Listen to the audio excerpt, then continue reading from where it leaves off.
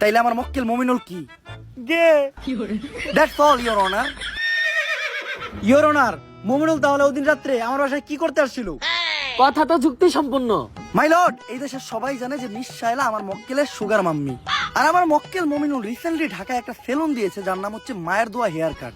আর এটার উদ্বোধনের আগে আমার মক্কেল চেয়েছিল তার সুগার মাম্মি মানে মিস শায়লার পায়ের ধুলো নিয়ে তার ব্যবসার যাত্রা শুরু করবে। তাই ওই দিন রাত্রে আমার মক্কেল মিস শায়লার বাসায় গিয়েছিল।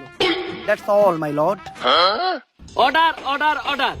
পর্যাপ্ত সাক্ষী ও প্রমাণের ভিত্তিতে এই কোর্ট প্রিন্স মমিনুলকে অসম্মানের সাথে খালাস করলো এবং অপর পাশের বাদী মিস শাইলাকে শিশু নির্যাতন মামলায় যাবজ্জীবন কারাদণ্ডে দণ্ডিত করা হলো। Thank you your honour. Object. বাত পাস না আবার কস গন্ধ হয় শুটকিতে, প্যান খুলে স্যাপ দিয়ে দিব তোর পুটকিতে। একদম চুপ। তা কেস ইজ ডিসমিস। এই উকিলই পারবো আমাগো শাহবাগী গো মামলার হাত থেকে বাঁচাইতে। স্যার সেই কেস লড়ছেন স্যার, আমি আপনার big fan. Thank you thank you, কিন্তু তোমাকে তো চিনলাম না, তুমি কি?